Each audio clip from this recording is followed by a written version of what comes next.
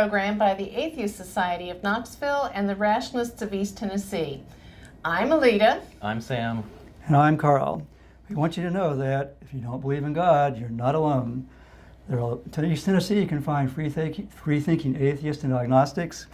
And this is a show for them and people committed to a life rooted in science and unfettered by supernatural beliefs. Today's show is about the humanist approach to dating and marriage. Before we begin, we would like to tell viewers about the show's sponsors. The Atheist Society of Knoxville frequently has a fun meetup at a bar or eatery. The next meetup is Tuesday at 5:30 at Flats and Taps. It's on Kingston Pike near Westtown Mall. For details, go to knoxvilleatheist.org. When you go to the meetup, look for the silver-jacketed copy of The God Delusion sitting on the table. And as Matt Dillahunty at the Atheist Experience says, everyone is welcome to our happy hour, food, drink, conversation, but if you plan to preach, proselytize, provoke, or punch, please don't. Please don't. The Rationalists of East Tennessee have several regular monthly meetings. See our website, rationalist.org, for details. The first and third Sunday mornings of the month are usually lectures with lively roundtable discussions. The second Sunday we hold the Skeptics Book Club. On the fourth Sunday we do different things. Sometimes we get together with a potluck get-together in a member's home, and we call that a reflections meeting. Later in the show, we'll give you our websites to visit for additional details, including times and locations. And now in the news. The news within our current administration is that there is now a new division titled Conscience and Religious Freedom within the Department of Health and Human Services Office for Civil Rights. This is part of a continued assault on LGBTQ people and women under the guise of religious freedom. And it can also be used to discriminate against secular individuals. Such as us. This new division would be charged with shielding medical professionals who refuse to treat patients because of religious objections. The Trump administration seems to define religious freedom as the ability to freely discriminate against LGBTQ people and women, said Allison Gill, Legal and Policy Director for American Atheists. I have no doubt that changing this rule will cost people their lives. Medical evidence, not religious dogma, should be deciding medical care. Penny Nance, President and CEO of Concerned Women for America, praised the new division. Quote, "Concerned Women for America members, and particularly those who serve as medical professionals, strongly support the rights of conscience. CWA has been very vocal to both the White House and Congress regarding the need to protect Americans for whom abortion is in direct conflict with their religious beliefs. Doctors, nurses, medical students, and others must be protected from coercion. The vast majority of Americans agree with us on this point," end quote. Let's not forget that this country is not ruled by what the majority thinks. We can only wonder what the reaction would be if the policy were turned around. Oh dear. And that brings us to our next item in the news. Yesterday, Satanists, hail Satan, argued in front of the Missouri Supreme Court for their religious right to an abortion in spite of the state's medically unnecessary 72-hour waiting period.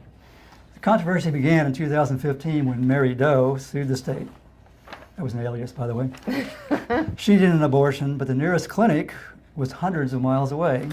On top of that, because she had to wait 3 days between initial consultation and the procedure, she had to make multiple trips to the facility to pay for lodging. The cost was money she didn't have. Now, it got more complicated when she filed the lawsuit because the Satanic Temple to which Mary belongs says that, quote, "One's body is inviolable, subject to one's own will alone," end quote. She claimed that the law requiring a 72-hour waiting period violated her religious beliefs. She was taking a page out of the Christian conservative playbook in order to make abortions more accessible. It'll be interesting to hear how this plays out in the Missouri Supreme Court. And that just happened yesterday, so that should be in the news sometime soon. And in other news, don't forget, there's a lunar eclipse on January 31st that's coming up. Partial. Here at least. All right, and now to our program about the humanist approach to dating and marriage. So, in recent shows, we've been focusing on humanism. And last week, it was more on feminism, a natural outgrowth of humanistic values. Now, humanism, to many followers, seeks to minimize harm, and all prejudicial discrimination is unnecessary harm. So here's a dictionary definition. That'd be you, Sam. No. Humanism, an outlook or a system of thought attaching prime importance to human rather than divine or supernatural matters. Humanist beliefs stress the potential value and goodness of human beings, emphasize common human needs, and seeks solely rational ways of solving human problems. So what do y'all think of that definition of humanism? One thing that isn't mentioned that's implied by the whole scientific naturalistic approach, and I actually looked on the Council for Secular Humanism, couldn't find a reference that there used to be one there. I found one American Humanist and a sub-reference, but it really also means that it's not just focused on humans in isolation, but it's humans in context of the environment, the whole world we live in. It's a broader, a lot of criticism on humanism about being just focused on humans, but scientifically, rationally, you have to realize that humans are dependent on the environment and the earth we live on. So it's broader than it's often perceived. Like humans are part of a larger system. Right. Yeah. I actually have several other definitions here given by humanists. And one of them I liked is humanism is a philosophy, worldview, or life stance based on naturalism, the conviction that the universe or nature is all that exists or is real. Humanism serves for many humanists some of the psychological and social functions of a religion, but without belief in deities, transcendental entities, miracles, life after death, and the supernatural. Humanists seek to understand the universe by using science and its methods of critical inquiry, logical reasoning, empirical evidence, and skeptical evaluation of conjectures and conclusions to obtain reliable knowledge. Humanists affirm that humans have the freedom to give meaning, value, and purpose to their lives by their own independent thought, free inquiry, and responsible creative activity. Humanists stand for the building of a more humane, just, compassionate, and democratic society using a pragmatic ethics based on human reason, experience, and reliable knowledge, and ethics that judges the consequences of human actions by the well-being of all life on Earth, so not just humans. I guess it's still technically correct even with multiverses, because we can't access the other ones. So. We're not getting there, at least not in their lifetimes. So, that's kind of looking at humanism. How about you, Sam? Do you have any thoughts on humanism?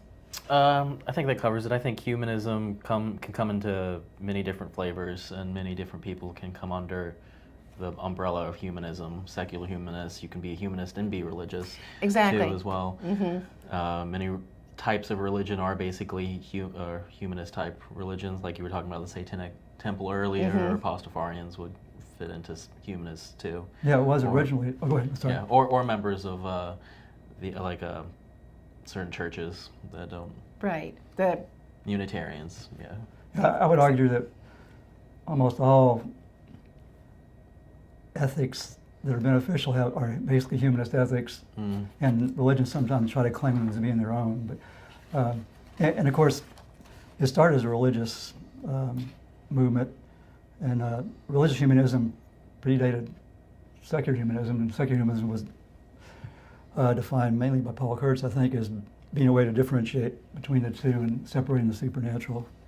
One of the things I think we need to clarify is that some people try to say that humanism is a religion, but because there's no belief in deities or the supernatural, it's really not a religion, it's just a life stance, a way of approaching. Even though it's an alternative to religion, doesn't make it one.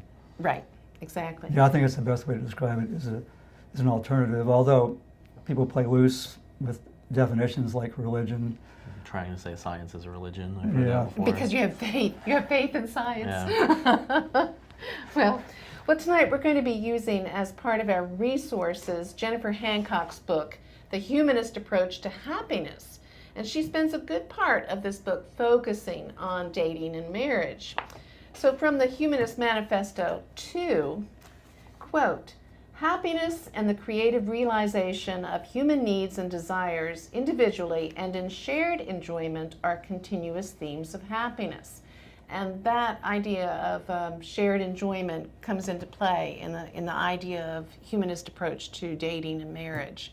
So I think it should be broadened though, because it should be also shared, the better for worse kind of thing, shared hard times too, and being able to work together and help each other through those sort of things. So yeah, I think that would be a little bit broader way to put it.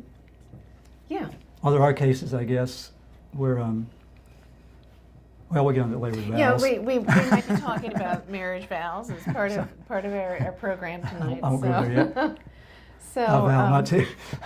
So we've got some, overarching ideas of things to talk about in this topic, and we hope callers will call in with their comments or questions. Warning, it's a new system, so we may have a little fumbles, but we'll get it to work. Maybe a little glitchy. We're in a new studio. First time we've done it. New time too, so hopefully Yeah. new viewers and callers. Oh yeah, that's true. Right. We're here at 6:30 to 7:30 on Wednesdays instead of 5 to 6 on Tuesdays. So if you're watching for the first time, welcome, and we hope you will call in. So one of the things we might want to look at is how the current culture really shapes our perceptions of dating, marriage, relationships, and whether there's this idea of fairy tale, the unrealistic idea of relationships that comes from our culture and media. And I think it's a good thing we have Sam here. Because we dated, We did. we got married, but it was a few years ago. No, it was a Yeah. few decades ago. Things have changed quite a bit, I'm sure. Well, it's interesting because I was looking through some of the current problems with online dating and terms. Not all of it, but a lot of it was the same sort of things. Just terms for it. Well, no terms for it, but the difference is the high-speed aspect Okay. and the Yeah. broader arena. Mm. Those really make it more complex, I think. Yeah. Right. We did not have. We're old enough. There was no internet at that time. And she was the only girl I knew. So. It's just the one girl in the town, and if you don't like her, too bad. So, But that was true. You think back in the, small tribes. It was, how much more limited. Mm. And the ideas like marrying for love and those sort of things didn't exist. Yeah, back in those marry days. for who has the best donkeys to give away on wedding day. right. Yeah, Your so dowry. survival Your, or power or status or. It's like you're only gonna live to 30 anyways. Tell life together. Our whole lives. 2 more years. It's gonna be horrible. or even the idea that women didn't really have a say. Yeah. They were just considered the property of their fathers to be bartered off in Well, it marriage. depends on how far back you go, though. Well, not If too you- far back. No, but Well- I'm saying if you go far enough back, or in some societies that wasn't the case. I think that's one of the major problems we have with the biblical view of marriage. Exactly. Yeah, if you look up what the Bible actually says about marriage, you can't compare it to modern day. So No. there's no argument for keeping it between a man or a woman, where it's like a man and woman and her father and the goats that the other family has, and Right. they brought a lot more issues that we don't have to worry about. Or coveting. Mostly don't. Yeah. Yeah. You can cover the donkey and the wife about the same. But Carl, something you mentioned earlier was that idea of how long it took, that timeline. It might have been faster. Sam, you and I were talking earlier before the show about in religious marriages. In religious marriages, it might be a really fast timeline from the time they meet before talk they about get into a marriage. relationship Yeah. and then get into marriage. And we have a caller waiting All right, to... we'll put this on hold. So, Let's see how this works. Okay, Okay. hey caller. Welcome to Freethought Forum. Can we get a name or a question from you? It's Charles, your invented reporter from Central Illinois. Hey Charles, I'm glad you followed us over on our new date and time. Yeah, I've been trying to call in, but all the numbers are either wrong or there wasn't one. Yeah, this is our first time actually being able to speak, so hopefully we'll get more. So what do you have for us? Well, the concept of dating, as practiced today, is really relatively new. It wasn't until the advent of the first true form of mass transportation, the railroads, did we get the kind of dating that we have this time today, simply because nobody left their home villages. mm-hmm. Well, Right. when they did leave, they went with people that were from their same basic background and so forth. So your options were limited with whom you could date. Yeah, or what you Right. could do even. Right, that's a good point. Being able to travel outside, your immediate area to find other mates, other possible mates. So that's why you picked me, because you're in a little bitty town, and I showed up. I was the only new face in town. Oh, somebody new. All right, let's see what this person's about. No, but that also kind of plays into this idea of having the internet. Yeah. Because that broadens the field even more without having to travel. Yeah, there's certain obstacles that people, cultural or even within their own subculture, like who are they willing to date, and I don't know, social circles are held together more by the internet too, so it's easier to know, and because with Facebook it's easier to keep up with people, and so how do you get outside of that? So Right. online dating is a big thing in that. On a side note, a lot of people who are atheists didn't know how many atheists there were in Yeah. the United States until the advent of the internet. So it works in multi-levels throughout all society. Yeah, just as it's helped us as the atheist society grow, it helps everyone get connected with like-minded people. So something else, Charles, that you brought up is that dating's relatively new because of transportation, but also that idea of there being more of a choice. So you have to kind of play the field to get to know many different people before you make that choice of who you're actually going to have a long-term relationship with. So there's that. Not just that, but you meet people completely outside of your social circle. Or societies were structured so that the richer elements of families was only associated with each other socially. And so now, with mass transportation and the internet, you can meet people from, say, college, if you're just, a high school dropout, or you might meet somebody from, say, India, who has moved to the Republic, and you get to meet an entirely new person with an entirely different perspective on religion, culture, food, literature, and music. Right. So here again, that's another way that the field is broadened. So your interest may be piqued by someone who's very different. Maybe broadened also. Yeah. But related to that is there was a 2017 dating study that said that the algorithms for things like Match.com don't really do much. It just basically gives you exposure to more singles. That's the main advantage. Yeah. It broadens your contacts, which is something that was very limited until very recently. Right. Okay, I'll let you get on with the show. Okay, thank you very much. Which brings up a term I learned today, catfishing. You know catfishing? Yeah, I know catfishing. You want to explain it, or you? Catfishing is when someone on the internet is not, they're playing around with not who they aren't, who they seem to be. They're a fake, trying to throw you off, maybe fake pictures, or they've told you a fake life that they don't have. Maybe they're not even the sex that they say they are. Which is a big change, because in the old days, I'm sure people could catfish it through letters. Come on. Yes, but it was takes slow. time. Yeah. it was slow. That's Also, you could probably find out, because there weren't that many long distance kind of things. So eventually, you had to. It's a long carriage ride away. Wait 2 months for me to write my next letter.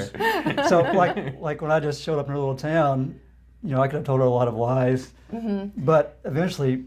I mean, probably yeah, could have seen through them she'd have to pretty actually quickly. meet you. Like, catfish are usually not as attractive as they pretend to be, or, like I said, sometimes not even the same sex. Well, and this brings up another interesting. Was I not as attractive as I pretended to be? I'm still attracted to you, so let that be your answer. But the idea of being authentic, being honest in your relationships. You know, how do people build a relationship, not just interaction, but a real relationship, if they're not authentic, if they're catfishing and painting a picture of themselves that isn't true? How does that? Well, obviously catfish can't, it's a online relationship because they can't actually meet them in person. So Actually, that's a relative of ours. they are already limited by that. The facade ends if they are ever actually seen. So, But on the flip side, I guess, if you look at it, especially when you're young and hormones are really surging, how is that affected when you're doing it online, because you aren't really having that physical presence, the pheromones? So there's an interesting sort of balance in there about the physical relationship and the online relationship. Yeah, some people use online dating because they're shy and they don't feel comfortable trying that in person, I guess. Yeah. But I was saying, so you're conversing with a. Yeah, somebody you feel a wants to- connection, but you're not sure exactly. Yeah, that's and true. You don't have the real physical thing, and it gets to be, there's emotion involved, but there's not as much actual chemical reaction going on. So I have no idea what effect it has, but it's bound to have some. Oh yeah. I mean, I've been there before. I've done a fair bit of online dating, and sometimes you gotta try to make sure that you have to meet them first before it goes too far, because you don't want to run into them and then realize that you're not actually attracted to them. Right. And actually being able to say, this isn't going to work. Let's just call it off. Instead of another term that you had learned. Well, but there's a flip side of that catfishing, and that is when someone tries to change themselves to be what they think the other person wants. So So I they're think not it's a being fantasy. authentic. I think they're getting off on the fantasy Right. of this fake person and world they're wrapped themselves up in. But see, that's not authentic either. Yeah. And so, any kind of relationship that's based on. There's actually a documentary-style TV show called Catfish that finds and follows. Yeah, that it finds and follows people that have gotten stuck in stuff like this, and they talk to the people, like, why did you do this, and like, why would somebody do that? They're usually lonely people that want a different type of relationship. Some people that catfish are already in relationships they're not happy with, so they try to make up another one so they can lead a different life. So what was the term you were referring to? Oh, ghosting is the other Yeah. thing. Yeah, maybe it was harder to ghost back then. No, you just don't answer your phone. It's harder You to you move. Burn your letters in the mail. Well, I could have ghosted you because I was traveling a long way to see you. I could have done all those things. Right. I could have zombied you and everything else, I guess. But this whole idea of how fast relationships can develop or how slowly We've they got another develop. caller. We've got another caller. So let's go ahead and take that call. Hello, caller. Welcome to Freethought Hello. Forum. Can we get a name or a nickname? Eminem. Eminem. Yep. Okay. What do you have for us? A question. No wonder I missed y'all yesterday. Y'all changed days yeah. and times on me. Yeah, brand new. Try to keep you on your toes. This is our home now. I kind of flip over here and listen to what you all say and try to get a different view of things in life. You know what I'm saying? Yeah, That's always that's a good good to do. idea. They were talking about how the non-religious people interact with dating and how it's different from religious people. Oh, really? That's Yeah. dating as a non-believer. Yeah, how does that work? It's tougher, I would think. Yeah, in your area, in this area, definitely, it limits your people. I mean, not saying that a non-religious person can't date a religious person, but I mean, depending on how religious they are, how important it is to them, I think that, me personally and other people that I know, I think that they've always tend to run into problems somewhere along the line if they are too religious. Let me ask something then. As non-believers getting married, how would you take vows or such as that? How would that part go? I have no idea about that either. Well, Lita here is a celebrant. Yeah, She's done a lot of married weddings. I actually, So what now? I'm a celebrant, and I perform weddings, and I perform weddings only for secular couples. So there's no religion involved in the weddings. And I know that the couples that I've married take a lot of time working on their vows and making them personal. Each couple's vows is different. You know, you wouldn't want to say, these are the vows you have to make. So when people get married, whether they're secular or religious, I'm sure they think of it as a commitment that they are putting a lot of thought into. It's not something that they take lightly. I know we didn't.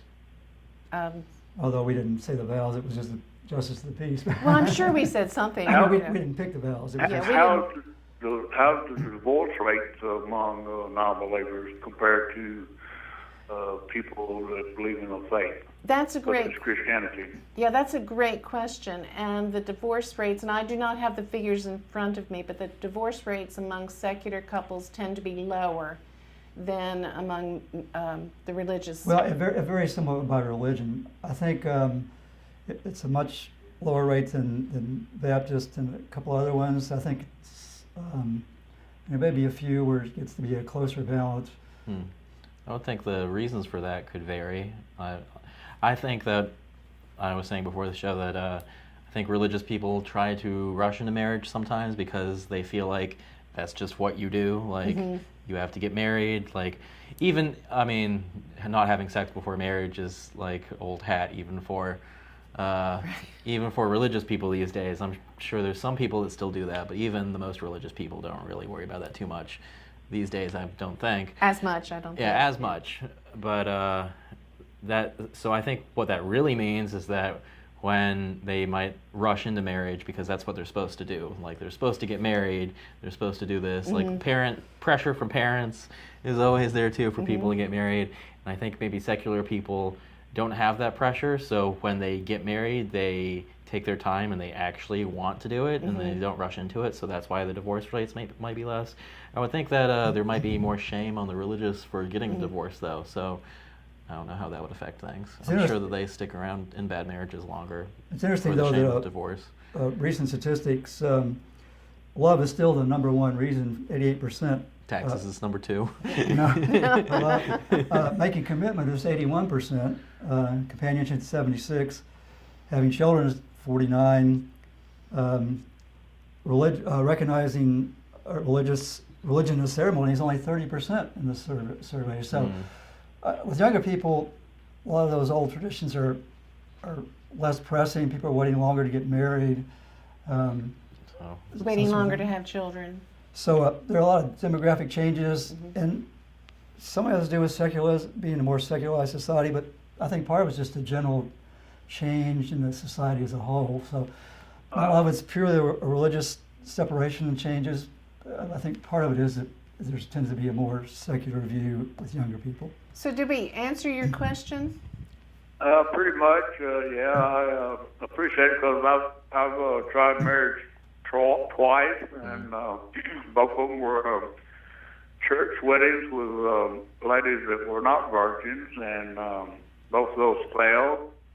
One was 8 years, one was like 5 years, and if I get fortunate enough to meet a non-believer, I wouldn't try to emphasize my religious beliefs. I was raised to believe in God as the creator of all, and Jesus Christ as our Savior. That's just the way I was raised, and have believed all my life. I've never actually known any atheist or whatever you might say, call your type of people, and don't mean no disrespect in that, until I come here to Knoxville, and I flipped over and I watched this show one day, and went, well, excuse my language, I said, well, let's kind of listen to what these people have to say about situations in life, and I thank you very much for your time, and now I know y'all on Wednesday nights at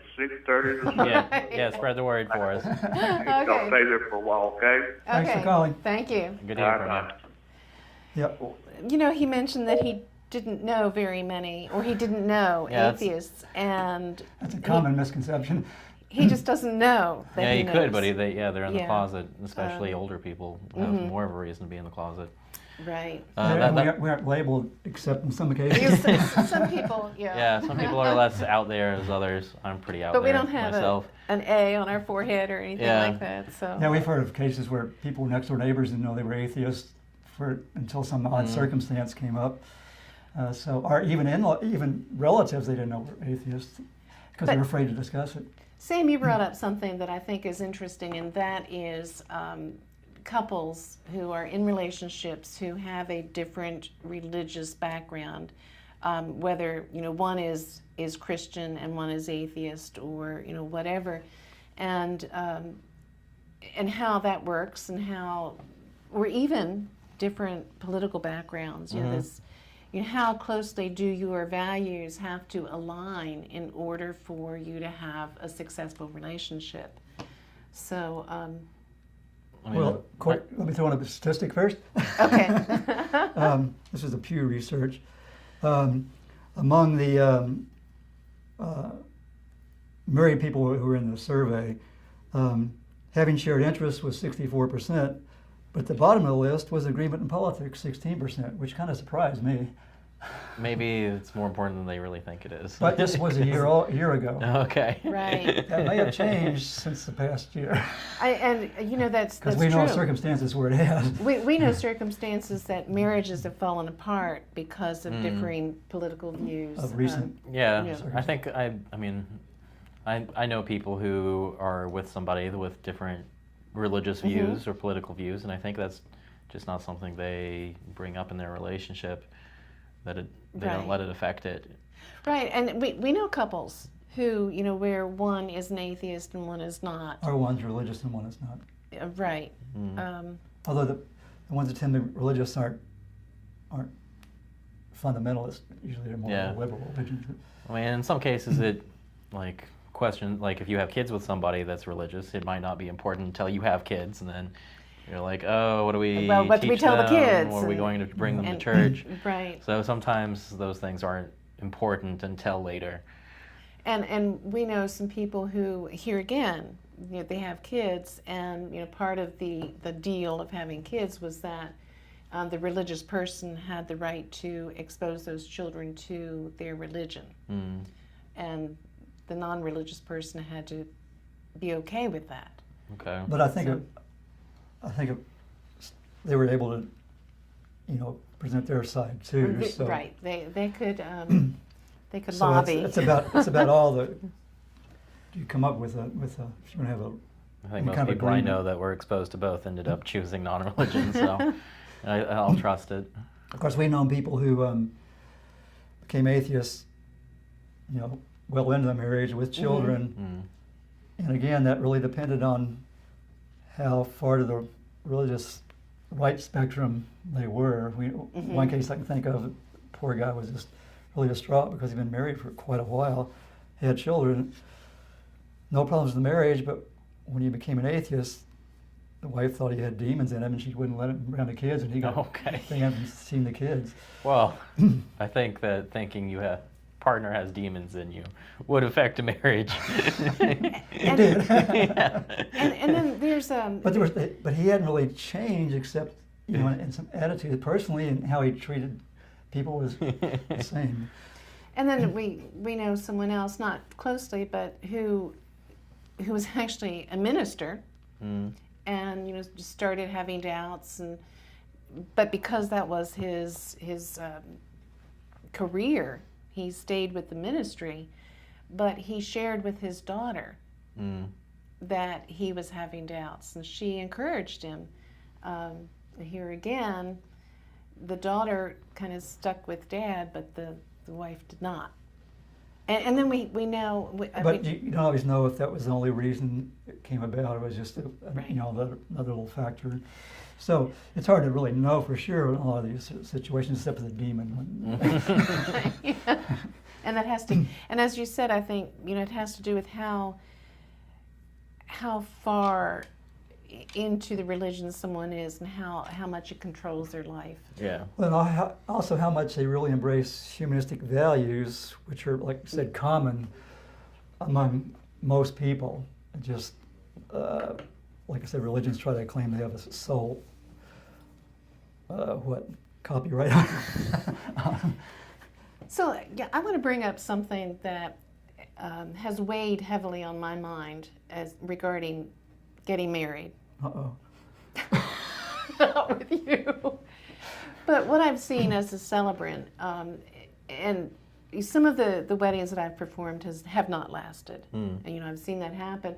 But I see some couples put so much time and energy into the actual wedding. Yeah.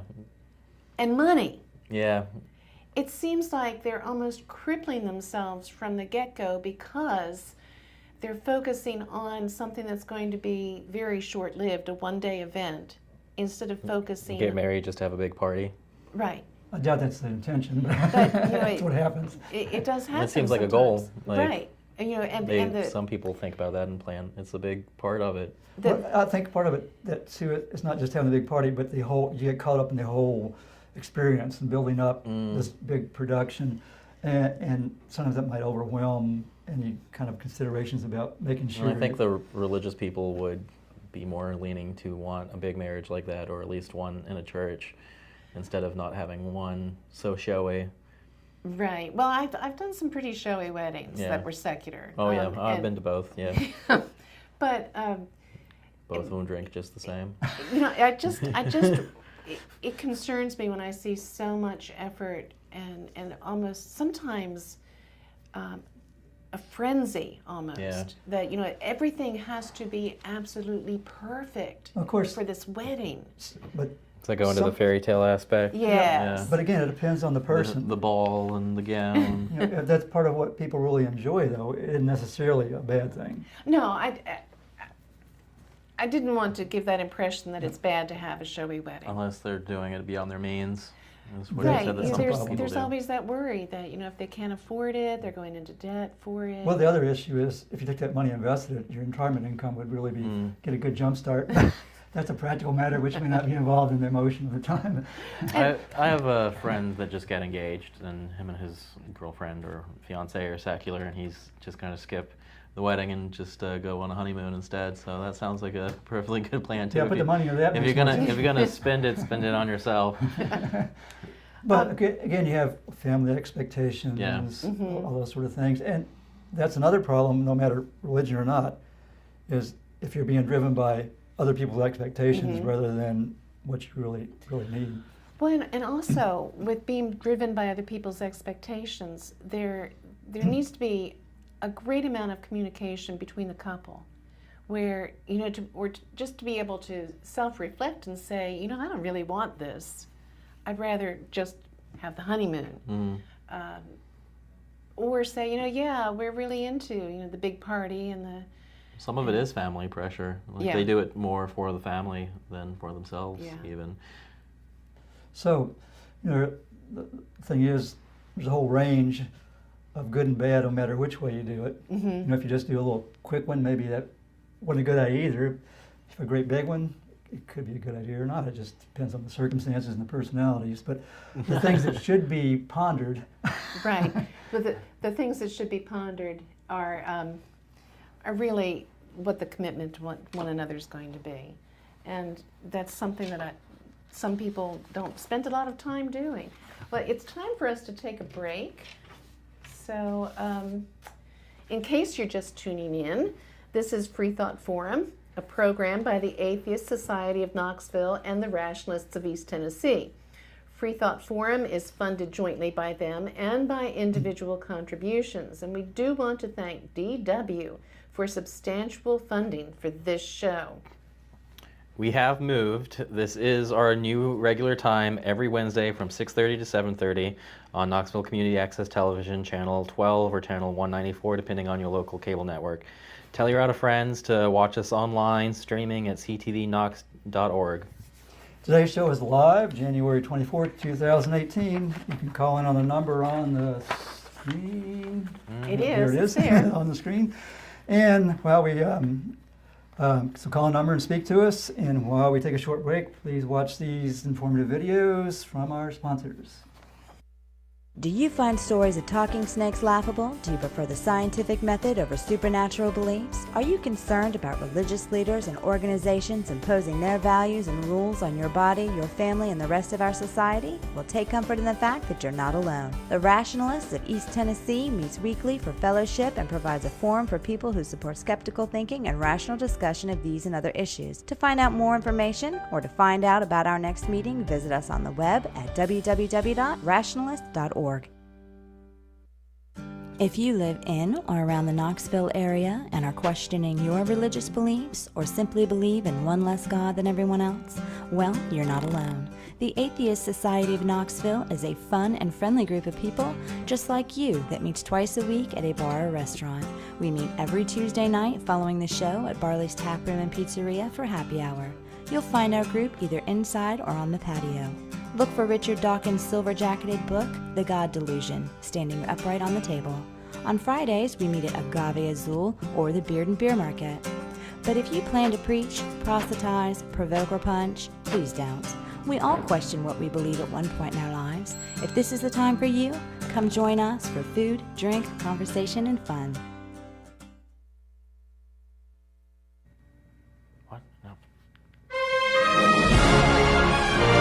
Back on the air. Now we're back on the air. We thought we were back on the air earlier, so Alright. we're going to go. Back to our topic, I guess. No, Or No, we're going to go back to the break. Oh, no, I think that was actually on there. Was it? Yeah. All right.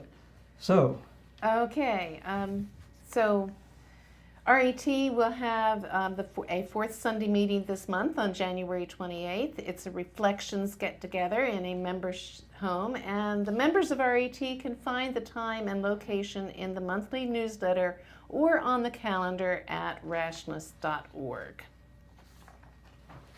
And now let's get back to our program. We're talking about the humanist approach to dating and marriage, and feel free to call in the number on the screen if you have questions or comments you'd like to make. so what do we think is the basic difference to the humanist approach to dating and marriage?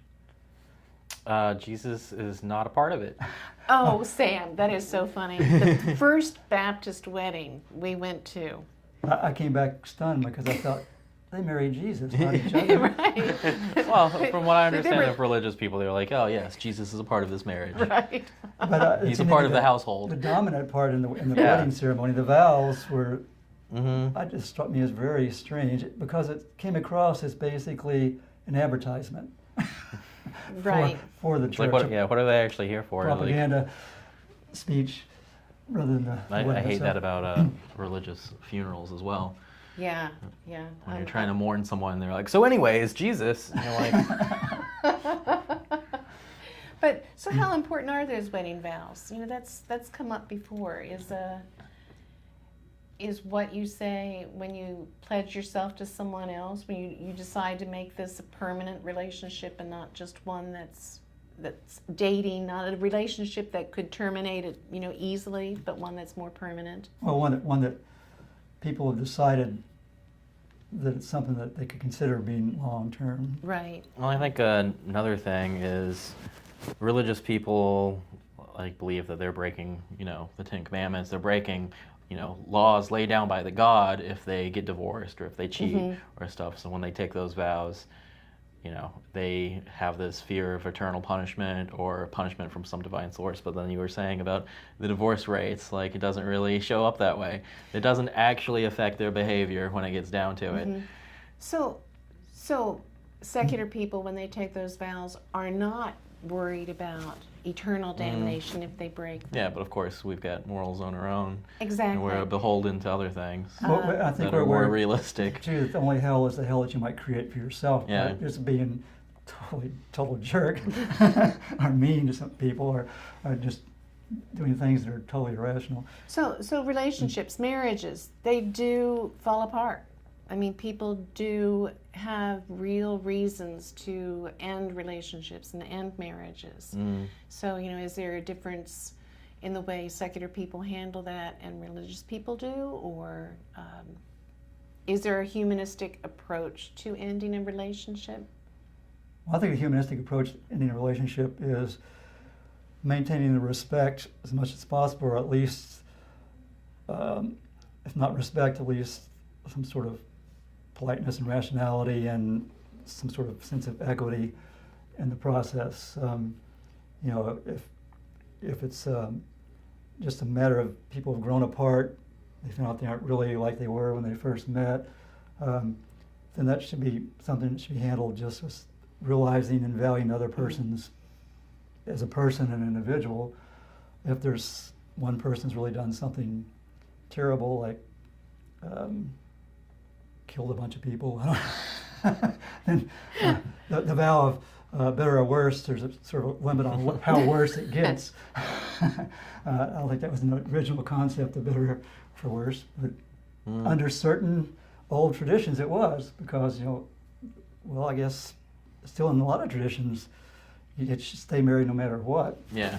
But again, those things are changing, fortunately. I think those things have changed for a while, and I think that Not completely, but they're changing. But what if you're married to someone and that person changes dramatically and is no longer really the person you married? Is it okay to just go, okay, let's call it quits? We'll end this marriage and. I wouldn't say okay. I'd say it would be rational. No reason to be miserable or make another person miserable. And I think that's the whole part of the humanistic thing, is that you have some respect and consideration for the other person as well as yourself. One of the things that Jennifer Hancock points out is that there are times to run, don't walk, away from relationships. And one of the things she tries to get across is it's better to do this before the relationship becomes Toxic.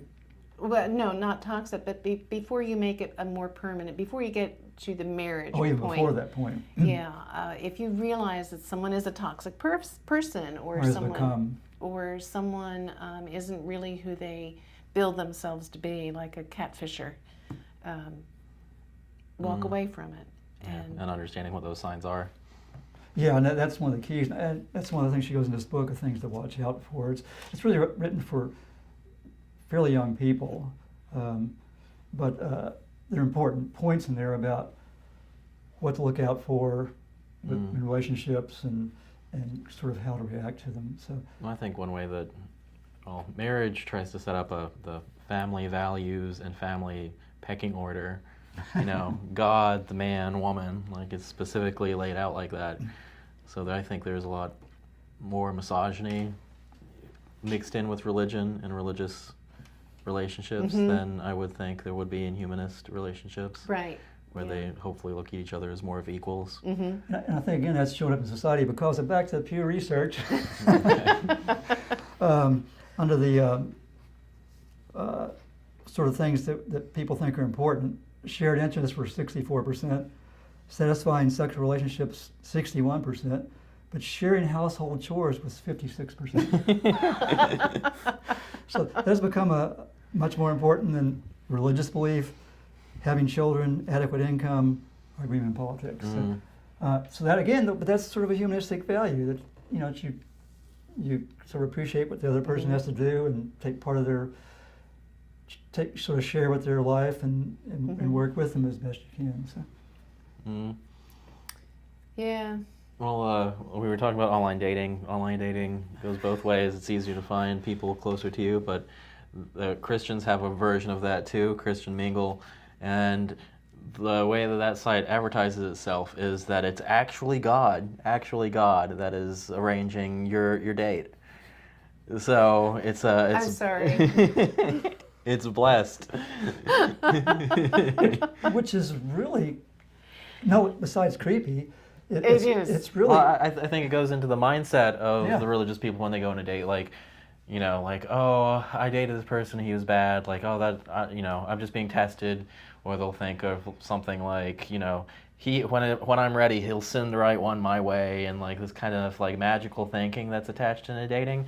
I think that's another reason why religious people and non-religious people, A big difference. for them not to date, like even if they're keeping religious, you know, like not making one go to church or not worrying too much whether they're of the same religion. I think that if they are heavy religious, it will lead them to more of that type of magical thinking that it'll be a little harder to reconcile certain actions. Well, it's even easier to rationalize Yeah. actions. Yeah.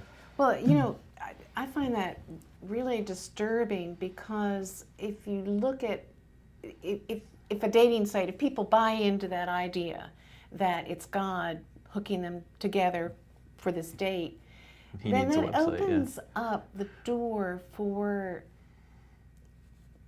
mistreatment Yeah. of the Like, other oh, he's really person. not that great, but you know, he's my best match here, and it Yeah, is and by he's- God. And he's really so- religious. Yeah. Yeah, that. At least the way he puts his face online is right.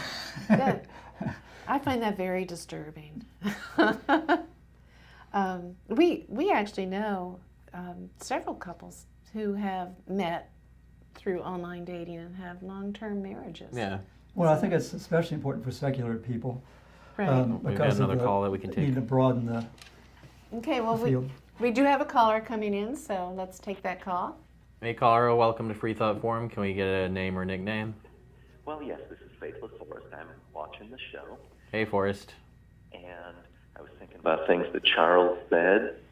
He was talking about how, you know, the dating pool got larger when, you know, we became more mobile as a nation and so on.